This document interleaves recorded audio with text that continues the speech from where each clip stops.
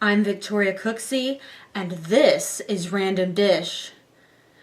Well, this is a pomegranate, but this is Random Dish.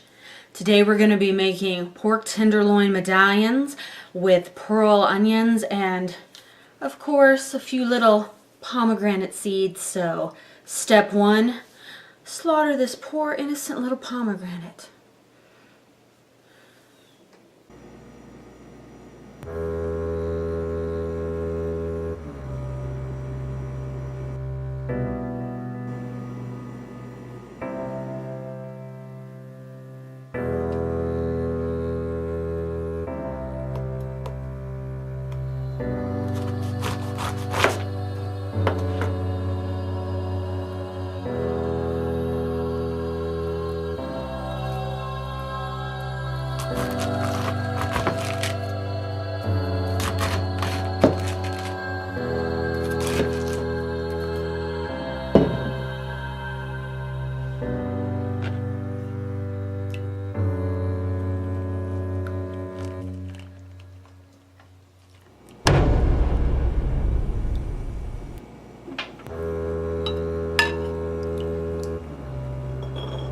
On a side note, if you are in a rush or kind of freaks you out thinking about taking all those seeds out, you can always buy ones that are already done for you.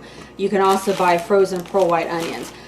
One thing I would say about that is my opinion. I think the fresh ones of both of these taste better in this dish, and I think you get a little more bang for your buck because a fresh pomegranate, you get a lot more seeds than you do in one of these.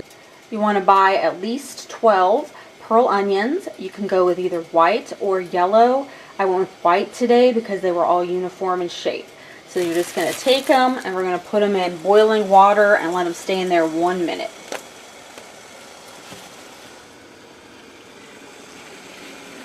Now that the onions have cooked for a minute, just use a slotted utensil, take them out, give them a little bath in some ice water.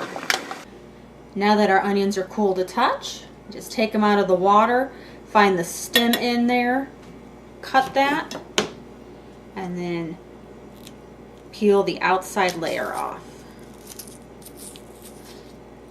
And it's going to be nice and shiny. Just set those aside and keep going until they're all finished. Next, you're going to need a pork tenderloin. Look for one that weighs around 1.5 pounds. So then we got to trim this up a little bit. So wait, where's my knife? Rosé is always taking the knives. Basically what you want to trim off is you want to look like here's a really big piece of fat that's kind of almost the texture of a rubber band, and that's what you're looking for. What seems like it's not really going to break down in the cooking. And just take a paring knife and just take that off because you want this to be really tasty and not chewy. And it almost has like that silver skin look to it. So those parts you're just going to slip the paring knife under and just work it under, take it off. Just keep going till you've got any of those bits off. Cut the pork tenderloin into 1 to 1.5 inch medallions. Sprinkle the medallions with salt on both sides. Melt a teaspoon of butter with a teaspoon of olive oil in a pan over medium heat. Toss in your peeled onions, cover, and just let these cook till they're tender and caramelized a little bit. The onions are ready, so we're just going to take them out, set them aside for a little bit later. Use the same pan to cook the pork tenderloins. Once you turn the meat over, go ahead and put the lid on and continue to let them cook, but don't overcook them. They cook fast. Remove the meat to a platter to rest. I've added some grindings of black pepper to the leftover juices, pouring in a 1/3 cup of chicken stock and 1 tablespoon of butter, and you're just going to stir that in till it melts, and that's going to be your sauce, and then we're going to put it all together.